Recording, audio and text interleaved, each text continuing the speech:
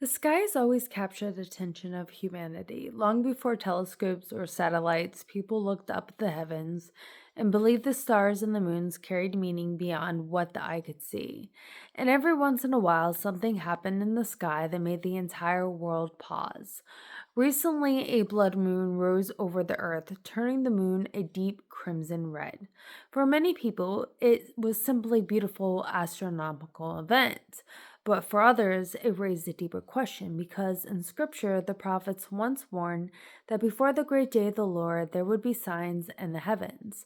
In the book of Joel, it says, "The sun shall turn into darkness and the moon to blood before the great and terrible day of the Lord." Centuries later, that same prophecy was repeated in Acts of the Apostles. And then in the prophetic visions recorded in the book of Revelation, those signs appear again.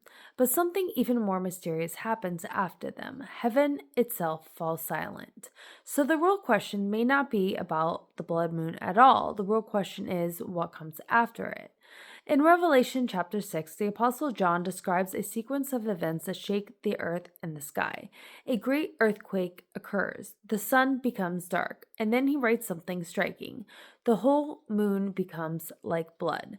Today we know the blood moon can happen during a lunar eclipse, when the earth casts a shadow across the moon and gives it a deep red color. It's a natural event. But in biblical prophecy, the image carries a deeper meaning. Blood often represents warning, sacrifice, and judgment. In Revelation, the blood moon appears during the opening of what is called the sixth seal, a moment when the world begins to realize something enormous is happening. People across the earth become afraid. Leaders and ordinary people alike hide in the caves and mountains, crying out for the rocks to fall on them. Because suddenly humanity realized something terrifying. God is no longer ignored. History is moving toward its final chapter. But the most mysterious moment comes next. In Revelation chapter 8, the seventh seal is opened, and John writes something that has puzzled readers for centuries. He says, "There was silence in heaven for about a half an hour." Think about that. Heaven is normally described as a place filled with constant praise, voices, angels, and worship. But suddenly everything stops. No sound, no songs, no thunder, just silence. Many believe this moment represents a pause before the next stage of God's plan unfolds. A moment when the entire universe seems to hold its breath, as if heaven itself is preparing for what comes next. When people see the blood moons, eclipse, or strange celestial events, it's dangerous to wonder if prophecy is unfolding in real time. The truth is, no one knows the exact timing.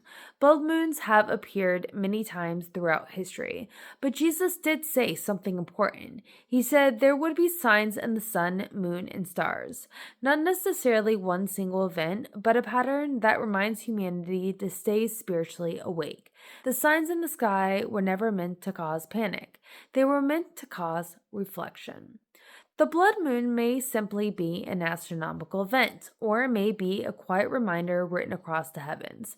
A reminder that history is moving somewhere, that God's promises are real, and that one day, according to Scripture, the world will witness events unlike anything before. But perhaps the most mysterious moment of all will be when heaven itself grows silent.